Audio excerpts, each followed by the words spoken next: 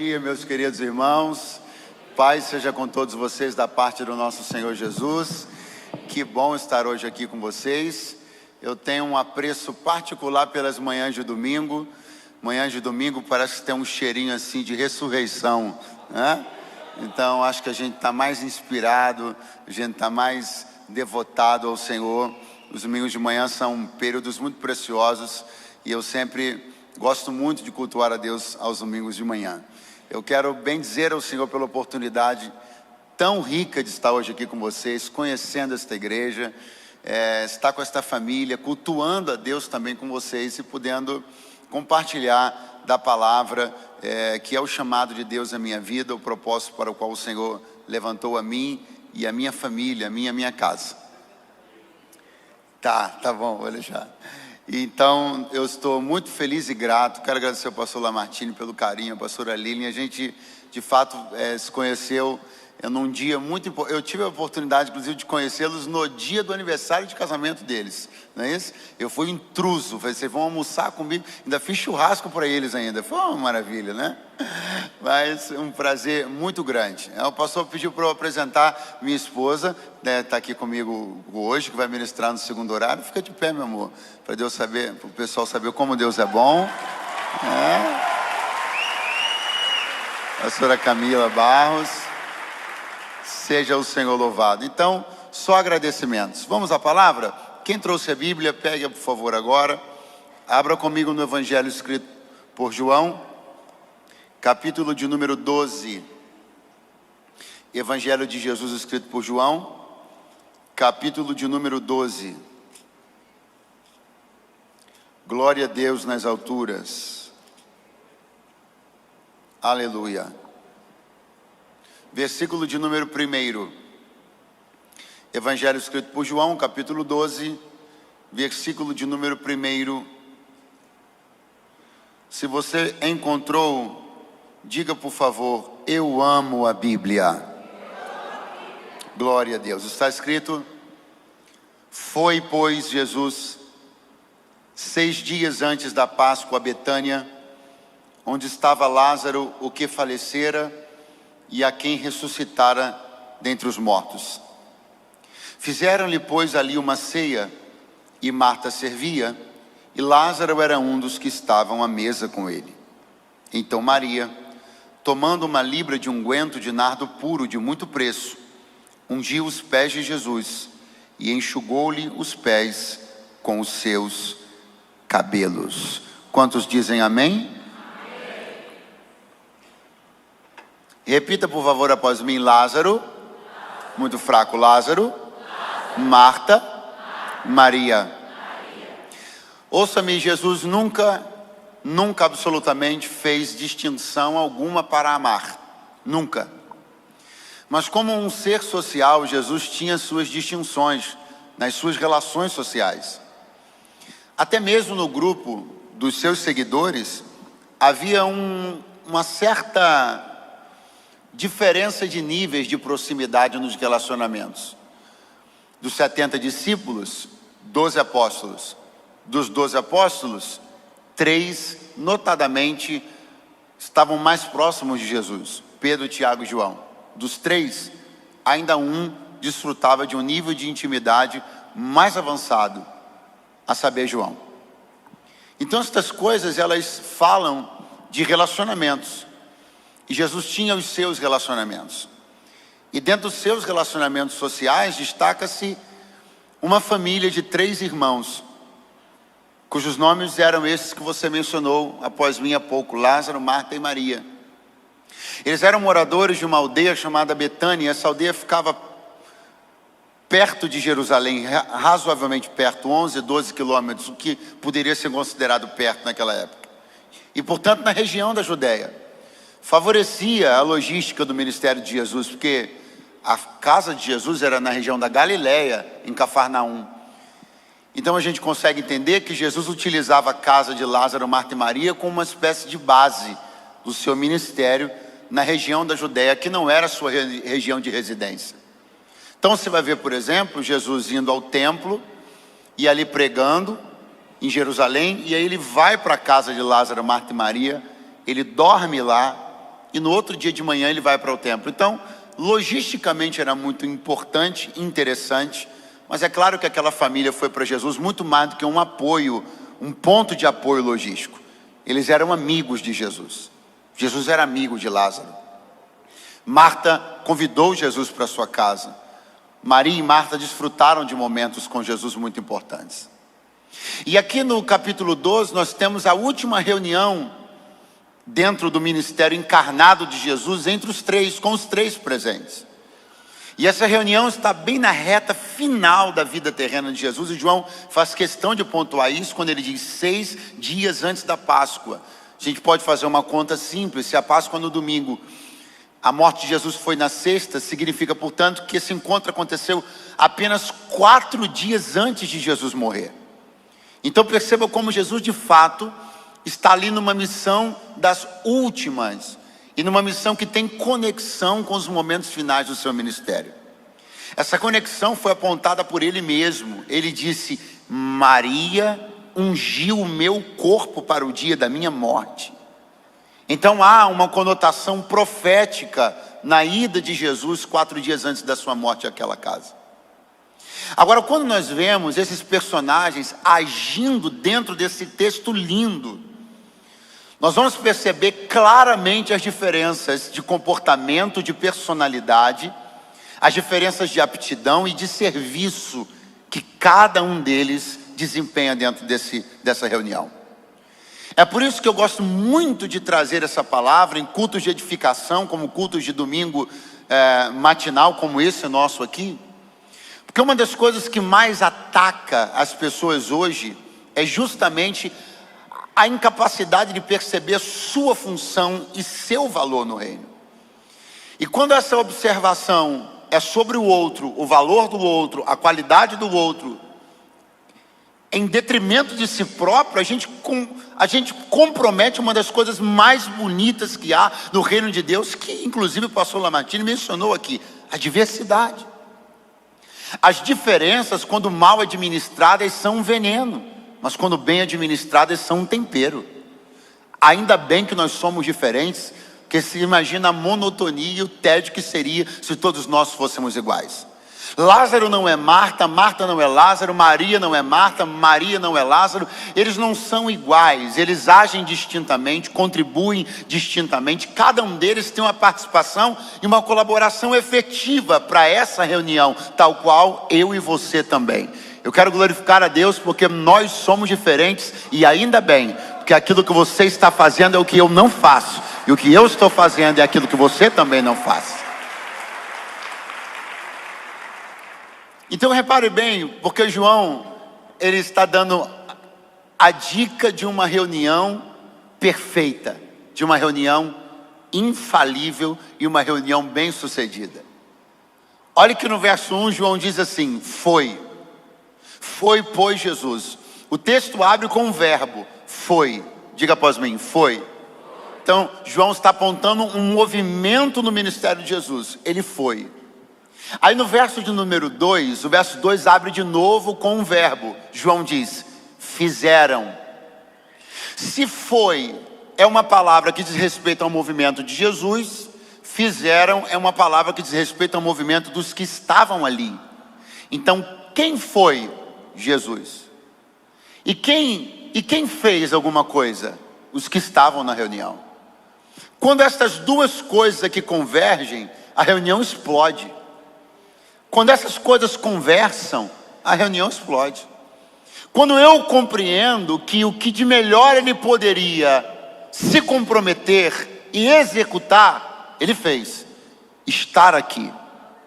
Aí eu observo que ele veio e eu começo a agir em gratidão, em adoração, em resposta ao fato de que, ainda mesmo que na boca de alguém dizer que Deus está na casa tenha se tornado trivial e banal, ainda existem filhos que conseguem valorizar o poder de saber que Ele está entre nós. Aleluia!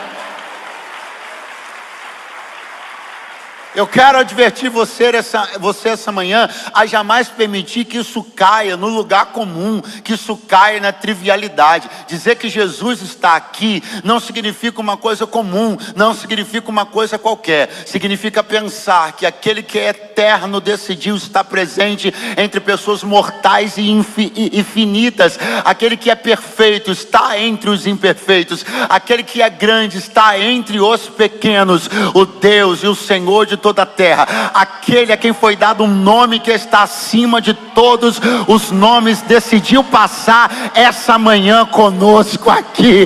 Aleluia! Oh, glória a Deus! João está dizendo assim: ele foi,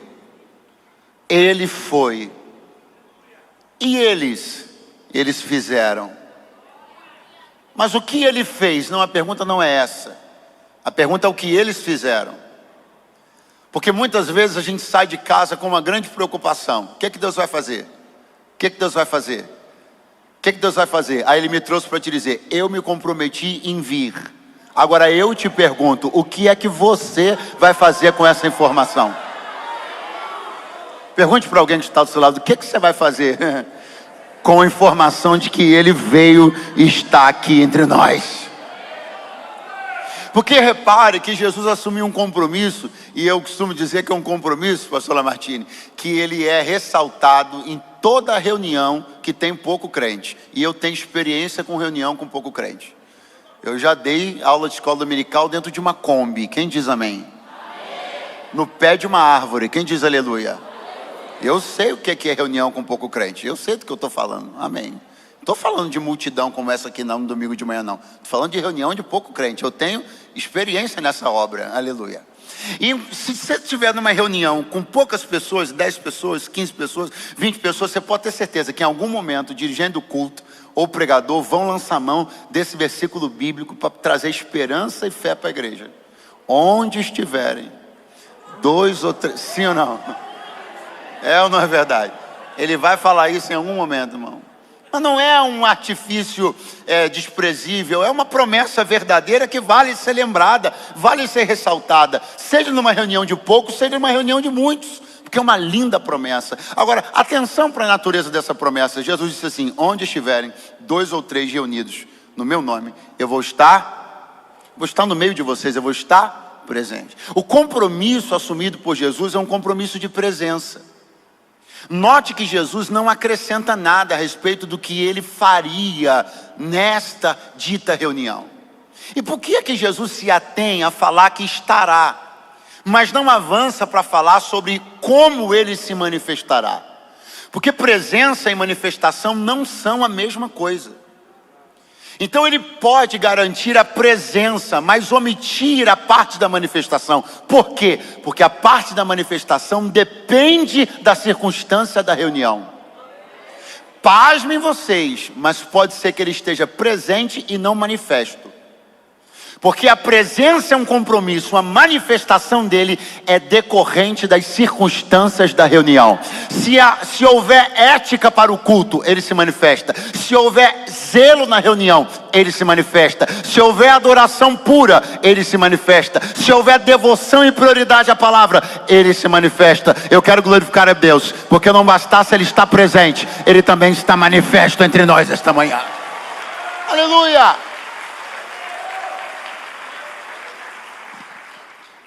João diz: foi Jesus 6 dias antes da Páscoa a Betânia, onde estava Lázaro, o que falecera e a quem ressuscitara dentre os mortos.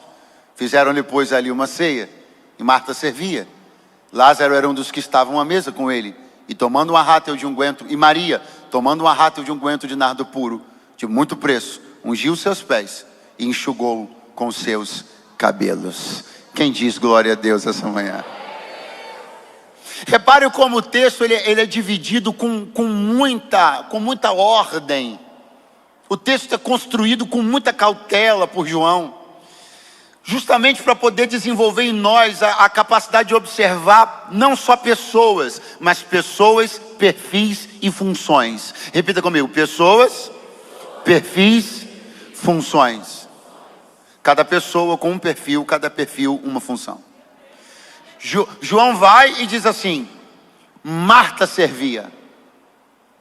Pessoa, perfil, função. Marta servia. Ô, coisa espetacular. Essa é a palavra. O serviço é um espetáculo. O serviço é um espetáculo para poucos executarem e muitos aplaudirem. Servir é espetacular. Não pense você que servir é uma coisa de menor valor ou menor importância, não. No reino de Deus, o serviço é um espetáculo a ser aplaudido. Quem ama servir e quem se entrega a servir está no caminho certo, porque o reino de Deus é serviço. E Marta tinha, desde o seu primeiro encontro com Jesus, uma predisposição natural e uma predisposição que até precisava ser controlada e comedida para servir. Sabe por que a reunião de João 12 flui? Porque Marta serve. Sabe por que a reunião de João 12 é organizada? Porque Marta serve. Sabe por que a comida chega na mesa? Porque Marta serve. Marta pode até não estar prestando tanta atenção quanto gostaria, porque ela está servindo. Você sabe, inclusive, que existe muita gente nesse exato momento que não está tendo a mesma oportunidade de ouvir essa palavra como você, porque elas estão servindo para o bom andamento desse culto? Aproveita então e aplauda essas pessoas que estão servindo para você estar aí. Talvez você não tenha tido essa oportunidade ainda de aplaudir essas pessoas. Faça isso. Não é um serviço forçado, não. Marta servia. E Maria? Maria, tomando uma rata de unguento de nardo puro, pegou aquele perfume, ungiu os pés de Jesus, desceu até os seus pés, soltou o cabelo e fez assim, ó. Usou de toalha. Agora eu pergunto a você: qual protocolo de adoração Maria está reproduzindo? Diga bem forte: nenhum. Você já viu o que Maria fez escrito? Aonde? Será que está em Levítico?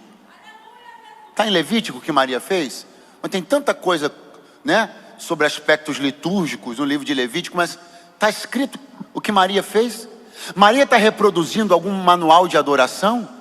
Maria está reproduzindo alguma coisa que ela viu alguém fazer? Maria está fazendo uma adoração programada, sistemática, acionada por um botão? Não. Maria está executando uma adoração espontânea. Ela não está reproduzindo um protocolo, ela está escrevendo um. Eu queria que você se comprometesse a uma coisa: comece a ser criativo e até, por que não dizer, inventivo na adoração. Eu quero profetizar que esse ano você vai experimentar um nível de adoração que se expressará de uma maneira que alguém vai até achar estranho, mas os céus vão dizer: esse tipo de adorador é que o Pai está procurando, os que adoram em Espírito em verdade. Não é uma adoração sistemática, nem sistêmica, nem robótica. Não, é uma adoração que flui. Uma adoração que não reproduz uma coisa já vista, não reproduz uma coisa escrita no manual. Maria fez uma coisa inédita. O que eu estou apresentando para você, redobre sua atenção agora, são dois comportamentos espetaculares: o de Marta no serviço e de Maria na adoração. Eu estou apresentando para você duas gigantes, uma do serviço e uma da adoração. Eu não estou lhe apresentando pessoas com talentos medianos. Eu estou lhe apresentando notáveis. Marta é uma notável do serviço, Maria, uma notável da adoração. Quem está entendendo, diga amém. Pois bem, eu lhe disse que o texto é organizado, então vamos continuar na organização de João. Marta serve, Maria adora. Ok, vamos ver Lázaro? Diz João: Lázaro era um dos que estavam à mesa com ele. O verbo atribuído a Marta é servir. O atribuído a Maria, adorar. E o atribuído a Lázaro, diga bem forte, estar. Muito fraco. Qual é o verbo? Qual é o verbo? Agora eu quero que você pense comigo, porque eu tenho certeza que em algum dia na sua vida você se viu entre gigantes. Mas não gigantes na forma pejorativa. Gigantes no sentido de pessoas que fazem espetacularmente seus ofícios. Imagine você ter que fazer uma comida perto de um chefe de cozinha. Imagine você executar qualquer tipo. Imagine você executar qualquer tipo de tarefa perto de alguém que faz aquilo de maneira espetacular. Ver-se entre gigantes é uma coisa que comumente acontece com as pessoas. E o que acontece é que muitas vezes a gente se intimida, muitas vezes a gente se inferioriza, porque a gente vê o espetáculo que as pessoas promovem. Eu estou pensando como Lázaro, eu estou tentando me transferir para a mente dele. Preste atenção, ele olha para a direita e vê Maria dando espetáculo de adoração. Olha para a esquerda e vê Marta dando show de serviço. Olha para si e pergunta: o que eu estou fazendo aqui? Quem nunca antes perguntou-se assim: o que eu estou fazendo aqui? Olha, eu não tenho condições de servir como aquela irmã, como aquele irmão. A disponibilidade de tempo que ele tem, a energia que ele emprega nisso, não dá para mim. Aí você olha alguém adorando e você diz: olha a desenvoltura dele na adoração, o desprendimento. Não é nem na minha personalidade, pastor. Se olha alguém falando, você diz: meu Deus, como articula, como organiza o raciocínio. Se eu abro um parênteses, eu me perco. Tem pessoas que abrem 25 parênteses, fecham todos eles e voltam na mesma ideia. Eu tenho nojo dessas pessoas, tenho raiva delas. Eu tinha um professor na faculdade que era assim. Meu Deus do céu, ele abriu um parênteses, ficava 30 minutos no parênteses, fechava o parênteses e voltava para o mesmo ponto. Eu digo: mas que coisa irritante, meu Deus. Pessoas geniais são irritantes, aleluia. Eu fico irritado com o pastor Lamartine, ele me irrita um pouco. Se ele tem inveja da minha juventude, eu tenho inveja da genialidade dele, do hebraico, do inglês, do piano, de um monte. Eu tenho muito mais razões para ter inveja dele, o que é uma coisa que quase está acabando com o meu culto essa manhã. Mas eu estou tentando resguardar meu coração. Então eu estou mostrando para você que esse é um tipo de coisa que, por favor, alguém aqui alguma vez na vida já se sentiu assim? Pequenininho, ao perceber pessoas fazendo muito bem uma tarefa? Quem aqui, por favor, além de mim? Quem? Marta serve, Maria adora e Lázaro está. Essa é a hora que a gente olha para alguém e se pergunta: como é que tem coragem? Meu Deus. Quantas vezes nós já falamos isso sobre nós mesmos? Quantas vezes já ponderamos sobre o real sentido de estarmos na igreja? A gente às vezes acha que não se enquadra, não se encaixa. Quantas vezes essa visão não é propriamente sobre nós, mas às vezes é sobre o outro. A gente tem irritação porque o outro parece que não vai, parece que não alavanca, parece que não cresce, não amadurece, não desenvolve. E a gente chega a ponto de subir no pedestal e dizer: não sei nem o que fulano está fazendo aqui. Mas eu tenho uma palavra para os Lázaros essa manhã. Você não precisa se inibir com as pessoas que estão em grandes performances próximas de você. Porque existe uma coisa que você está fazendo, e essa coisa tem muito mais valor do que você imagina. Eu quero que você enalteça o simples, mas o poderoso fato de você estar hoje aqui. Eu queria que você segurasse a mão de alguém que está do seu lado agora. Diga para ele: você pode não estar servindo tão bem quanto Marta ainda, adorando tanto como Maria ainda, mas eu celebro o fato de que você está hoje aqui, esta manhã, à mesa com o Senhor. Aleluia!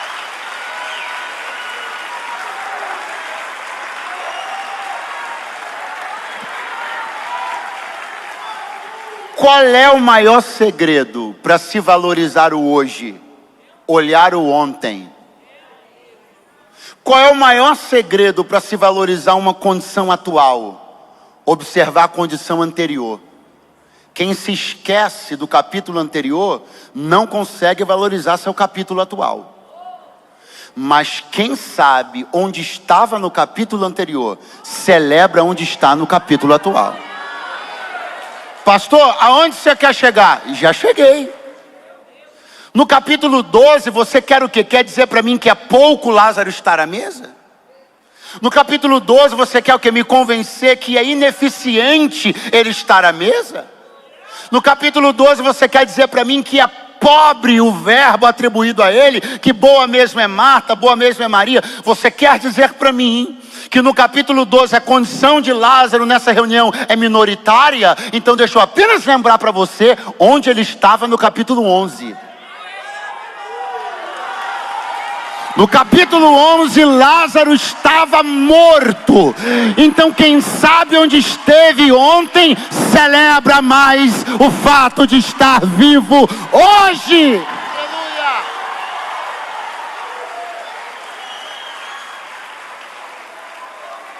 Não dê às pessoas que desconhecem seu capítulo 11 o poder de arbitrar se vale ou não o seu capítulo 12. Não são elas que qualificam sua vida, não são elas que dizem se você é bom ou não, eficiente ou não, eficaz ou não, efetivo ou não. São as pessoas que conhecem aquele que te chamou da morte para a vida. É ele que celebra a tua vida todo dia. Aleluia!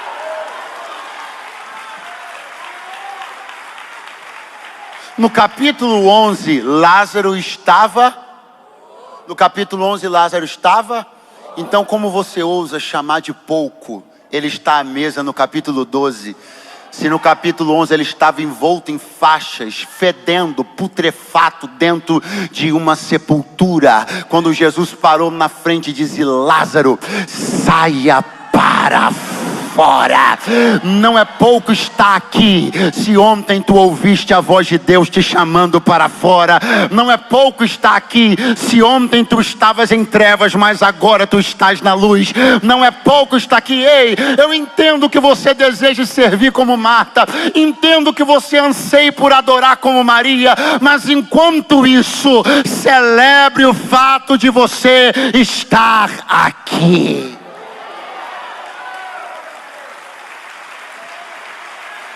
Ah, pregador,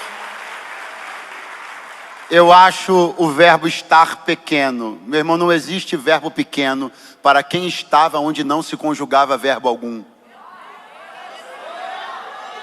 Você cochilou, mas eu vou te dar outra chance. A Bíblia diz que na sepultura não há obras. Então a Bíblia está dizendo que na sepultura não há verbos. Obras são ações, verbo é movimento. Então a Bíblia está dizendo: na sepultura não há verbo. Na sepultura ninguém compra, vende, serve, nem adora. Então onde Lázaro estava? No lugar onde os verbos não são proferidos, no lugar onde ações não são promovidas. Então quando ele sai desse lugar para a vida, cada verbo que ele conjuga tem poder, porque ele veio de um lugar. Pastor, eu acordei, isso tem poder. Pastor, eu dormi, isso tem poder. Tomei café da manhã, isso tem poder. Peguei a Bíblia, tem poder, porque estávamos na sepultura onde não se conjuga nada. Mas quando ele nos chamou, ele tornou todo verbo vibrante e poderoso. Aleluia! Aleluia! Quando Jesus ressuscitou Lázaro, Jesus olhou, Jesus parou na frente do sepulcro e disse assim: vem para fora. Ele saiu todo atado em faixas. Aí o Senhor Jesus disse: desatai-o e deixai-o. Muito fraco, desatai e deixai-o. Se eu fosse Jesus, eu não só dizia ir, mas eu também diria para onde. É porque ele não tinha vida nenhuma, mas fui eu que dei. Eu me sinto no direito de determinar para onde ele vai agora. Mas Jesus não age assim. Jesus diz: desatai e deixai-o ir. E se alguém tivesse perguntado para onde, Jesus diria: para onde ele quiser. Mas o Senhor não deu a vida para ele? Dei. Então o Senhor pode dizer o que ele vai fazer da vida dele. Não vou fazer, não vou dizer isso. Eu não fiz uma barganha com ele, eu dei um presente para ele. Se Jesus tivesse dito assim: Lázaro, agora que eu te ressuscitei, vai lá, vende tudo que você tem e oferta no meu ministério. Eu te pergunto, estava caro ou barato? Não, tem gente que está fazendo conta ainda. Mano, ele estava morto. Estava caro ou barato? Se Jesus diz assim: desatai e deixai-o ir, porque ele vai comprar 200 metros de tapete persa vermelho e vai estender na minha frente por toda a cidade que eu entrar. Estava caro ou barato? Caro ou barato? Mas Jesus não fez nada disso. Jesus disse: desatai e deixai-o ir, porque isso é graça. É o favor que eu não mereço. O Senhor diz, desatai e deixai-o ir. Aí quando eu viro a página para o capítulo 12, diz a Bíblia, e Lázaro era um dos que estavam à mesa. Aí eu descubro que, tendo a oportunidade de fazer da sua vida o que ele quisesse, ele entendeu que não tinha nada melhor para fazer da vida dele do que colocar a vida dele aos pés do Senhor. Quem está aí para dizer glória a Deus e aleluia essa manhã? O poder da nossa reunião está no caráter espontâneo que ela tem. Eu tenho para mim que o Senhor não mandou nenhum anjo cutucar ninguém na costela com uma espada hoje de manhã e vir te cutucando com a espada até você entrar aqui. O poder dessa reunião está na sua espontaneidade. É por isso que o poder espiritual de um culto como esse é incalculável. Porque cada glória que sai daqui é porque a gente quer. Cada serviço que sai daqui é porque a gente quer entregar. Quem está entregando porque quer entregar? Levante a mão. Faça um barulho de glória a Deus. Chega um júbilo de aleluia.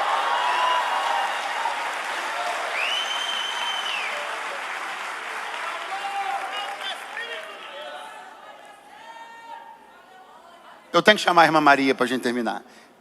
Maria! Mas eu preciso falar uma coisa do irmão Lázaro. Porque o irmão Lázaro morreu, Jesus ressuscitou e quiseram matar ele de novo. Você sabia disso? No mesmo capítulo 12 de João está escrito uma coisa, atenção. E tomaram por deliberação matar também a Lázaro. Por que está escrita a palavra também? Porque o primeiro nome dessa lista, adivinha qual foi? Qual foi?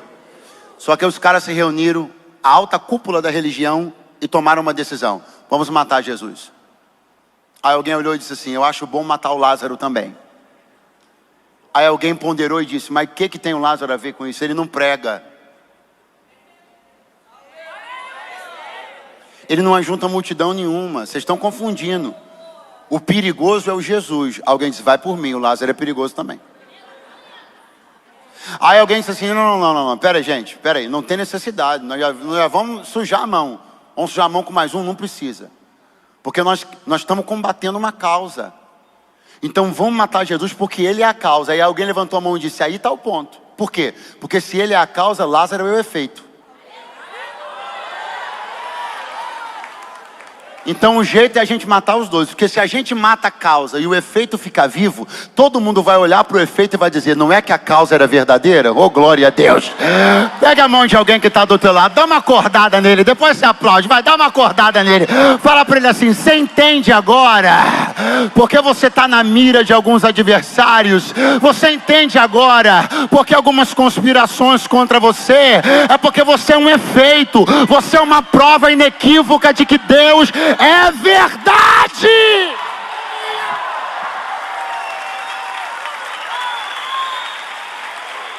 Glória.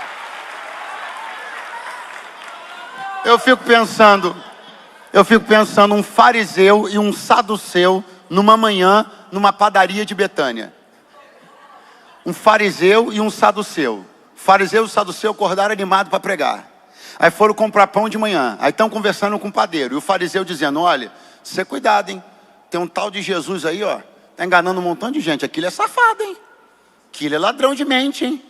Toma cuidado. Aí o saduceu acordou animado para pregar também. Disse: padeiro, inclusive, você tem que vir para o nosso lado. Você tem que vir para a nossa corrente teológica. Tem que ficar com a gente, cara. E o padeiro dizendo: me fala uma coisa aí da sua corrente para eu poder abraçar. Aí o saduceu diz: ó, pega pelo menos uma. Esse negócio de ressurreição é mentira. Não existe ressurreição. Aí está de um lado o fariseu dizendo: Jesus é uma fraude. Do outro lado o saduceu dizendo: ressurreição é mentira. Daqui a pouco quem entra na fila do pão?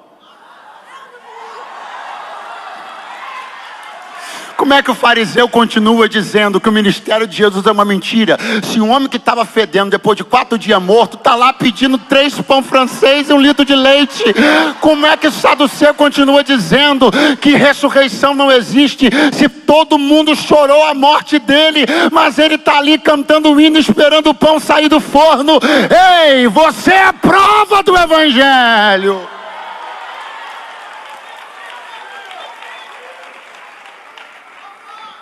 Maria tomando uma rata de unguento de nardo puro. Maria tomando uma rata de unguento de nardo puro. Ungiu os pés de Jesus, enxugou-lhe os pés com os seus cabelos. Protocolo de óleo não era para a cabeça. Perdão, protocolo de óleo não era para os pés, protocolo de óleo era para a cabeça. Quando Jesus entrou na casa do Simão, um leproso, um fariseu, Jesus disse para ele: você não me ungiu, você não me deu água para os pés. O que Jesus reclamou foi do rito comum. O rito comum não era óleo para os pés, era água. Pés se lavavam, não se ungiam. E por que pés se lavavam? Porque tem que tirar sujeira. E por que não pode colocar óleo nos pés? Porque o pressuposto é que você não coloque óleo onde há sujeira. Alguém diz amém. Então o óleo é para a cabeça. Jesus, conversando com os discípulos no lava-pés, foi lavar os pés de Pedro. Pedro falou: Senhor, não dá, eu não sou digno. O Senhor disse: se eu não te lavar os pés, tu não tem comunhão comigo. Pedro disse: então me dá um banho que eu estou pronto. Aí Jesus diz: Pedro, tu estás limpo pela palavra. Só te são necessários serem lavados os pés. Isso aqui é maravilhoso. Quem ainda está aí, diga amém. São 4 minutos para eu encerrar. Quem está aí, diga aleluia. Olha aqui uma coisa que eu vou te dizer. Por que eu estou dizendo para você que isso é maravilhoso? Porque Jesus está falando da eficácia da palavra. Ele diz: você está limpo pela palavra. Só que daqui a pouco Jesus fala assim: mas tem que lavar o pé. Aí eu paro e penso: então a palavra vem tendo poder, quando chega no pé ela perde o poder? Não. Jesus está dizendo: a palavra cumpriu o seu ofício, te lavou. Só que seus pés continuam tocando nesse chão. Então, enquanto seus pés tocam nesse chão, há uma poeira a ser removida todo dia. Eu tenho pena das pessoas que não entendem que há uma poeira a ser removida todo dia. Enquanto nossos pés tocam esse chão, há uma poeira a ser removida todo dia. Mas quando nossos pés estiverem pisando nas ruas celestiais, nada mais nos sujará. O pecado não terá mais poder sobre nós, e não haverá mais tentação, não haverá mais assédio da carne. Seremos conhecidos, ou conheceremos como por ele somos conhecidos, e não haverá mais assédio da sujeira sobre nós. Quem anela por esse dia, diga amém. Pastor, mas o senhor disse que Maria ungiu os pés de Jesus, então ela fez uma coisa que não podia. Não, podia. Mas o senhor acabou de dizer que não podia. Não podia com outros, com Jesus podia. E por que com Jesus podia? Porque todo mundo precisa de água para pés, para lavar, e óleo para a cabeça, para ungir. Não se administra óleo nos pés, porque se entende que o pé toca na terra. Se toca na terra, tem sujeira. Então por que Maria colocou óleo nos pés de Jesus? Porque Jesus foi a única pessoa que pisou nesse chão e nunca se sujou com nada. Se eu fosse você, eu tirava 10 segundos só para você dar glória a Deus. Por quê? Porque Ele é santo do alto da cabeça à planta dos seus pés. Aleluia! Não. Judas vai interpelar. Não. Que desperdício fiscal de adoração. Sai para lá, fiscalizador. Seu adorômetro devia ter ficado em casa. Aleluia. Porque era melhor ter vendido isso daí, dado para os pobres. Aí a Bíblia pega, pastor Elias, a máscara e arranca dele assim, ó, chap. Ele não disse isso porque eu tivesse cuidado com os pobres. Disse isso porque era ladrão. Diga comigo, era ladrão. Diga comigo, tinha bolsa. Diga comigo, tirava dinheiro de lá. Olha o que a Bíblia está dizendo. Ele era ladrão, tinha bolsa e tirava dinheiro de lá. Ele era o ladrão. Isso é sobre o que ele era. Ele tinha bolsa. Isso é sobre o poder que ele tinha. Tirava o dinheiro. Isso é sobre as ações que ele promovia. Pastor, desde quando Jesus sabia que Judas era ladrão? Desde sempre. Pastor, o senhor está dizendo que Jesus deu uma bolsa com dinheiro na mão de Judas, sabendo que ele era um ladrão? Sim. Pastor, o senhor está dizendo isso mesmo? Estou. Inclusive, você não devia estar tão surpreso, porque ele também sabia quem você era quando te deu o que te deu.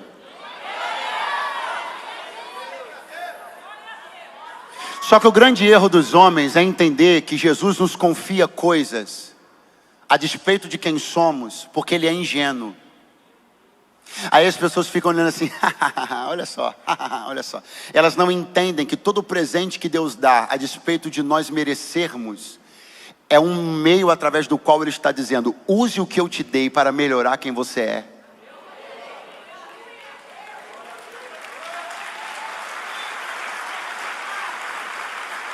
Escute uma coisa e eu encerro aqui. Quando o óleo foi derramado nos pés de Jesus, Judas se desesperou. Pergunte por quê? Ele queria que vendesse. Porque se vende o óleo, seria transformado em dinheiro. Se fosse transformado em dinheiro, o dinheiro iria parar dentro da... E se fosse parar dentro da bolsa, ele teria acesso. Porque todo ladrão gosta de se gabar do acesso que tem. Só que quando o perfume foi parar nos pés de Jesus, o ladrão se desesperou. Por quê? Porque como ladrão que era, ele sabia o acesso que tinha e o acesso que não tinha. Como ladrão, ele tinha acesso à bolsa, mas aos pés de Jesus, ladrões não acessam. Aos pés de Jesus, só acessam os adoradores que o adoram em espírito e em verdade. Eu não sei quais acessos foram tirados de você. Eu não sei de repente quais círculos que você gostaria de frequentar e não frequenta. Mas eu gostaria que você celebrasse. Porque o lugar mais secreto e inacessível do mundo é a sala do trono. Mas a Bíblia diz: agora pois com ousadia entremos no Santo dos Santos pelo novo e vivo caminho, pelo sangue de Jesus. Os cofres dos bancos não são os lugares mais secretos do mundo. As salas de reunião da CIA não são o lugar mais secreto do mundo. Os pés do Senhor são o lugar secreto, mas os adoradores têm a chave para entrar. Fique de pé do seu lugar esta manhã, glorificando e exaltando a Deus. Glorificando e exaltando a Deus pelo seu lugar no reino. Glorificando e exaltando a Deus porque Ele chamou você. E Ele conferiu a você características e habilidades que são só suas. Valorize isso. Não permita que comparações tirem de você o privilégio de celebrar o que Deus está fazendo em você e através de você. Você é um Lázaro de Deus. Você é um sinal poderoso da eficácia do Evangelho. Você é um amado do Senhor. Você é um amigo de Deus. Onde você vai, o testemunho de Deus vai junto. Onde você vai, os milagres acompanham você. Diga amém esta manhã. Você lembra o que Jesus falou? Eu vim hoje aqui para que Maria unja meu corpo para o dia da minha morte. Você sabe o que nós descobrimos? Que quando Jesus morreu, não houve tempo de que a cerimônia de unção do seu corpo fosse feita adequadamente. Tanto isso é verdade que a Bíblia diz que as mulheres ficaram olhando para ver aonde o corpo dele seria depositado. Porque a intenção delas era voltar no domingo de manhã e terminar a cerimônia de embalsamamento do corpo. No domingo de manhã, as Marias saem na direção do sepulcro. E quando chegam lá, Jesus não estava mais lá. Jesus havia ressuscitado. Elas levavam consigo as especiarias para ungir o corpo. Chegaram lá, Jesus nem estava mais lá. Aí elas devem ter se entreolhado e dito: puxa, Jesus morreu e ressuscitou. E nem deu tempo de ungir o corpo dele. Mas eu e você sabemos que Maria já tinha feito isso 6 dias antes da Páscoa. Eu quero glorificar a Deus por tudo que antecipadamente Deus está nos dando a oportunidade de fazer. É por isso que de mãos erguidas eu libero uma última palavra para você. Tudo que Deus te encher o coração para fazer, faça agora. Toda entrega, toda adoração, todo serviço, faça agora. Eu profetizo que você não mais protelará as coisas que Deus tem enchido o seu coração para fazer. Se Deus te chamou para derramar algo, derrame agora. Ninguém conhece a sexta-feira, ninguém conhece os dias que virão. O que temos é o agora. O presente é um presente. Então dê os seus presentes para Deus agora, porque ninguém conhece a sexta, mas Ele está aqui hoje entre nós para dizer: me entregue aquilo que está no seu coração.